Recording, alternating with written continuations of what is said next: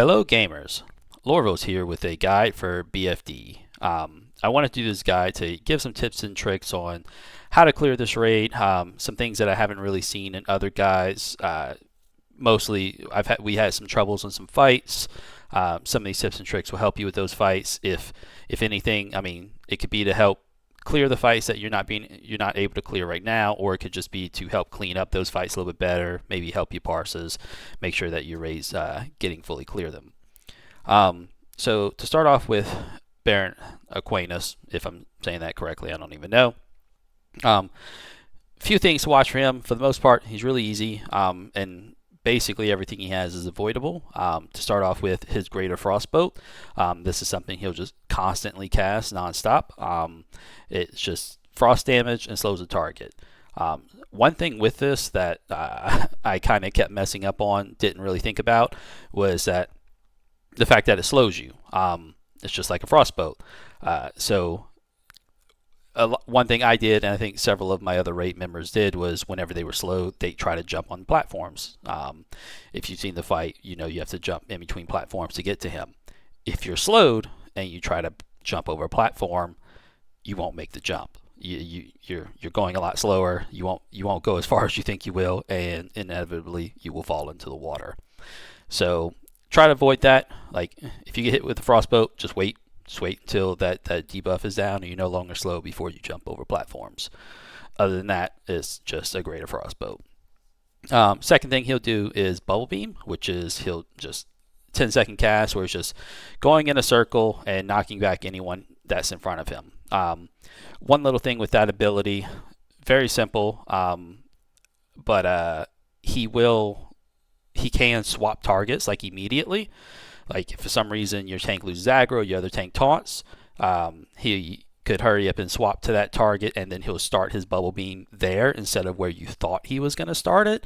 So it's very important that your tank like calls out if for some reason they're about to lose aggro. Hopefully they have threat meters. His next ability, Death Charge, can affect that. What that does is Death Charge, whoever it's on, it will knock back anyone with that's out of range from him. So everyone's go-to for Death Charge is to jump into the water and then swim back around, jump up and whatnot, so that you don't knock everybody back up. But that's where Bubble Beam could get mismanaged. If your tank, for instance, gets Death Charge and they go in, and they're doing it right around the same time that Bubble Beam is about to get cast, and they lose that aggro, then that Bubble Beam is going to start somewhere where you didn't expect it to start. And your melee, who might have been behind him, is now in front of him, and now they all get knocked back as well. So it's really important to understand what's happening when it comes to Bubble Beam and Death Charge. Just make sure you know where it's about to start casting so that your melee stays behind them and doesn't get Bubble Beamed back into the water. And then the last thing he has is his just Downpour. It's very simple. It's just some rain clouds that really you just have to move out of. If you stay in it, you just take damage, and it's just very avoidable damage. All of this is avoidable damage. If you just follow those little tips, this fight will be pretty easy to get by. So your next fight is going to be against this big turtle Gamura. Gamura, maybe I'm pronouncing that right. I don't know. This fight is fairly straightforward again. You'll start off in the first phase with a big aqua shell around the turtle. This makes him invulnerable to damage. What you'll have to do is do 100 instances of damage against him to remove that shell. While that shell is being damaged, he will throw little bubbles on the ground. Those bubbles will do damage to you if you run into them. They will also give mana back. So run into them at your own will. Like if you're a Warlock tank, this could be a good way to get mana back instead of life tapping, but you do take a decent amount of damage, and it does bounce you a little bit, so it can bounce you into other bubbles, which could be a problem. So if you're going to run into them to try to get mana, just be aware of where you're running into so you don't like chain bump yourself and then kill yourself. Whenever that shell dies, he will do a large area effect damage to everyone in the raid, and he will bounce you a little bit. So if you are around bubbles, this could be a problem. You could get chain bumped and die quickly. And since your healers are also getting bounced, they may not have the time to heal you. I think priests have their big bubble heal, which could be very useful in this fight. I mostly play tank, so I don't have a lot of go-to on that. But from a tank perspective, what would make this fight a lot easier for your raid is tanking him right at the front. If you tank him right at the front of like the entrance of the room, you have all of the space at the back that people could run to right before his bubble's about to drop, because he will be dropping the bubbles near players and near him. So if your range kind of get a little bit closer during the bubble phase, it allows them to run back whenever he decides to burst, whenever you finish everything. That way they're not getting bounced around by little bubbles. Also, your melee, of course, run back as well. Once that bubble is down, pretty much it's just straightforward. There's not much going on. He will apply a debuff to the tank that he's targeted on. That will remove 25% of their armor per stack. Is just a under armor basically. So you might want to swap tanks on that. It's honestly doesn't do that much damage, and the fight isn't that long, so you might not even need to swap tanks, but I would probably swap tanks after 3 stacks roughly, so 75%.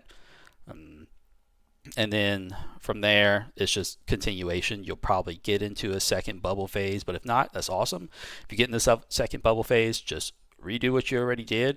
Make sure your healers keep their mana up, and that's pretty much it for this fight. It's pretty straightforward. Okay, Lady Severus, the third fight. This fight, probably the easiest fight in the raid. Basically, you'll have another elite mob that will be with her. You'll have your off tank go ahead and tank her away, and then your main tank on Lady Severus. The only thing you really have to worry about this fight is she puts a frost patch on the ground at whichever target. The target is random. Whenever she throws it down there, you will have seconds to get out of it, like literal seconds. You have to get out of it quickly. It will slow you down, but if you're in there too long, it will freeze you. If you're in there, it's going to really suck for your raid, especially if you're a healer or a tank. It's going to make things difficult. She doesn't really actually have much of a threat table. She kind of just shoots whoever she wants to shoot. Pretty much all of her abilities do that. Most of her abilities can also be kick, so just kick as much as you can and don't get frozen. If you take too long, another elite will come out. It's going to be 1 minute in between those elites being spawned, so as long as you hurry up and get her down, which isn't too hard, you'll be good to go. If you do get another elite spawn, just have your other tank grab that one as well. It doesn't do a lot of damage, should be good to go. That's it for this fight. So the first 3 fights, pretty easy. Going into the 4th fight, it's a little bit more mechanics, but again, still not very hard. To start off with, you'll be fighting the big Murloc. Everybody remembers Gelias. Before, he wasn't very hard. I still personally don't think he's very hard, but he can be a little tricky, especially for your first time going in. One thing he'll be casting is Curse of Black Fathom. It's basically a Curse Agony that ramps up damage. Want to dispel that. So bring somebody that can dispel that. Priest, whatever. Druids might be able to dispel it as well. Basically, just bring somebody that can dispel that. Other thing he will be doing is Shadow Crash. He'll just be shooting Shadow Bolt at somebody. It's like an arcing Shadow Bolt, so you have time to move out of it. There will be a big purple circle on the ground. Gives you have plenty of time to move out of it. Typically going to go to ranged players, so yep, just move out of those and you'll be fine. He will do Shadow Strike on his main target. Pretty much the tank is basically just a debuff that gets stronger and stronger with stacks. If you feel like you are getting hit too hard, swap stacks. I think 4 stacks is pretty good. Just like the crunch from Gamera, it's honestly not that big a deal, especially if you've been in here for a few times and you have like a little bit of gear. It doesn't do that much damage. So swap at your will, what you think feels good. Next thing you'll want to be looking at is the fear. He will fear targets. One easy thing to do is just drop a Tremor Totem. Most teams are running at least 1 Shaman, typically to tank. But if you don't have a Shaman, obviously there's many things to get rid of fear. If you have your Horde or Alliance Insignia, get rid of fear with that. If you're an Undead, you have your Will of the Forsaken, drop fear with that. Otherwise, it'll be 4 seconds that you're running around doing nothing. Not too long, so it's not a big deal. He will swap into a phase where he is undamageable. During that phase, there would be an army of Murlocs just running around. Those need to be avoided. If they touch you, you will take damage. During this time, shadow crashes will also be going all around, a lot more and constantly. So basically, during this like mid kind of phase, you will just be running around and avoiding. One of the tips for this fight is really like getting behind the eggs. There's eggs all around the room. There's the ones at the pedestal where he is, and some in the back of the room. If you get behind those, it makes dodging a lot easier. You really just have to dodge shadow crashes at that point because the Murlocs don't really go that far. But once you've done it a few times, that tends to get kind of boring. If you've done this fight before, you'll know what I mean. If you get behind the eggs, the fight just kind of seems too easy, and some people tend to kind of just want to go out and just try to avoid stuff just because it is a little too easy at that point. He will go into that phase twice, and then once he comes out of it the second time, you will then be in the third phase. The third phase, you'll still get the shadow crashes. You'll still be getting shadow strikes on your tank and Curse of Black Fathom and Fears. There will be one more mechanic, which will be tentacles. They will pop out of the ground. They have pretty low HPs, but they will deal damage and cast Mind Flay. Typically, they're just going to be hitting targets that are next to them, though. So you can DPS them if they're too much of a problem for you, like put 1 or 2 DPS taking them out. Again, they have low HP, so like 1 or 2 DPS should be able to finish them all pretty quickly. However, if your DPS is good enough, really all you want to do is just drag the boss away from them and just DPS the boss down. It won't last long. He doesn't. The boss himself doesn't have a whole lot of HP, so if you just want to drag him away from the tentacles and everybody just dodges everything else, you should be good. You probably don't even have to worry about the tentacles. Again, though, if you're finding you're having a little bit of trouble with those tentacles, just go ahead and put 1 or 2 DPS, like taking a couple of them out. Don't have to worry about all of them. Maybe just the ones that are getting close to the raid. And that's pretty much it for this fight.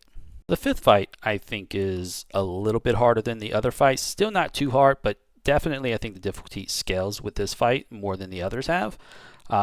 This fight is against Jorgus Jet. He's basically just a guy, drops some totems, and hits you.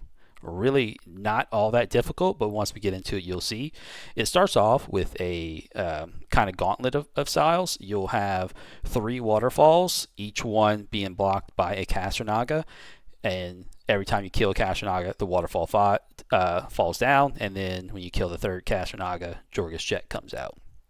When you start off, there'll be 1 Caster Naga and 1 melee Naga.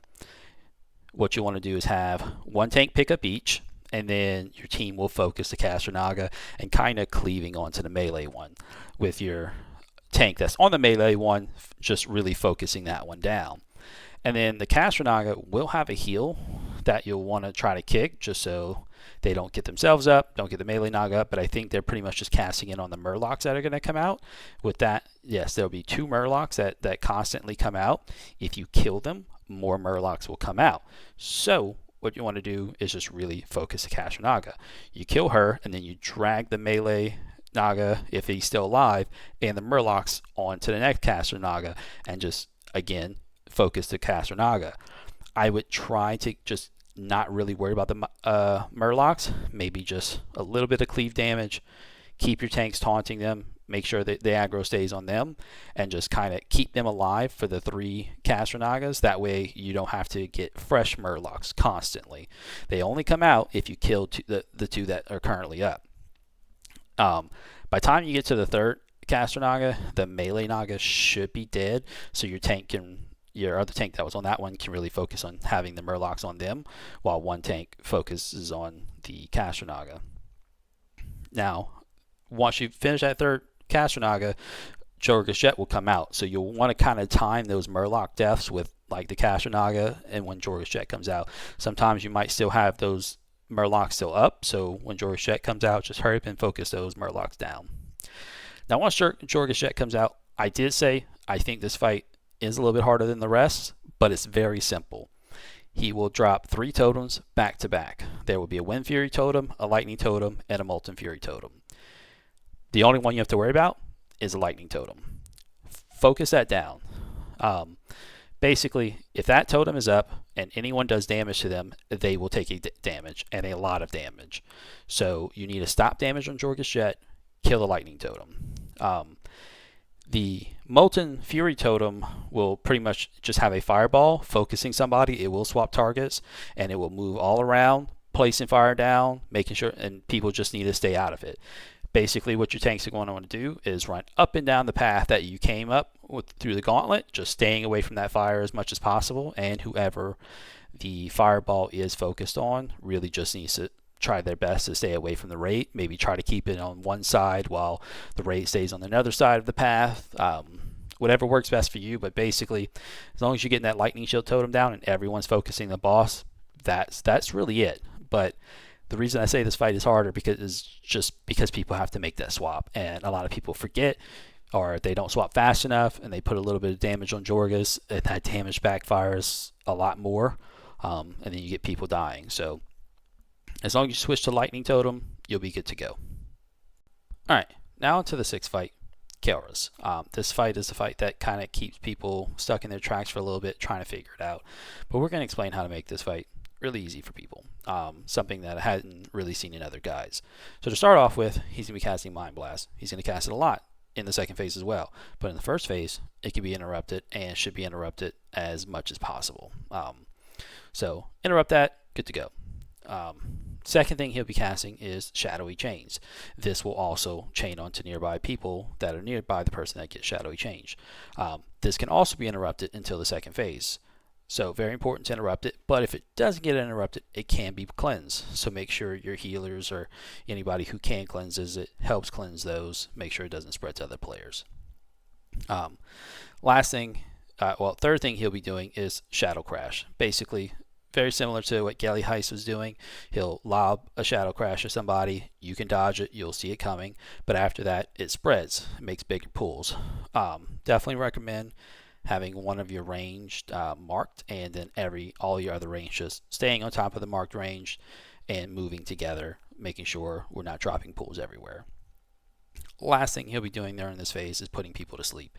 He'll put the 2 closest players that are next to him into a sleep realm. When you're in that sleep realm, basically there will be ads. You have to kill them until you find a portal that lets you get out. If you take too long, all those ads will become aggroable, and they will all aggro you and kill you, because there's way too many of them. You won't be able to take them at that point. At the beginning, they don't aggro, and you can just kill them one by one. You can get unlucky. There is RNG here, but for the most part, they've kind of nerfed that, so it doesn't happen too often. But if you do, sorry, it is RNG. Can kind of mess you up, and you don't get out, and you die. But anyway, once you drop him down to 35%, he will go into his 2nd phase, where he will basically put everyone to sleep. So the sleep thing won't happen anymore. Everybody's going to be in this new realm. All the pools will have been cleared up, and he will start lobbing new Shadow Crashes to start putting up more pools. So most of everything else is the same. He'll still be casting Mind Blast, he'll still be casting Shadowy Chains, and he'll still be casting Shadow Crash. The only difference is those can't be interrupted anymore, the Mind Blast and Shadowy Chains. So it becomes a lot harder. He's going to be doing a lot more damage. The main thing you can do to pretty much make this fight super easy is free action potions. You do free action potions on all you players, then nobody can get affected by Shadowy Chains. This isn't a normal thing that happens with raids. Raids, usually something like free action potion doesn't work, but it does work in this case. Shadowy Chains makes you slow. Free action potion makes sure that doesn't hit you. So in that case, it's ipso facto, no more Shadowy Chains. A whole mechanic just completely avoided in the 2nd phase. You can also use Shadow Protection Pots to reduce some of the other damage, but honestly, if you have the free action potions, this fight becomes a cakewalk. So take those. If your whole raid has it, that's awesome. That makes it even easier. But he does do the closest people to him. So if only your melee can have them, you should be fine with that. Make sure all your melee has free action potions, and you should be good to go. And yeah, that's pretty much it for this fight, really. So going into the last fight, this fight actually seems pretty easy compared to Kras, but Akuma, or Akuma, however you want to pronounce it, is pretty easy. What you'll want to do is you'll want to start the fight with the tanks going behind him and facing him away from the rest of the raid.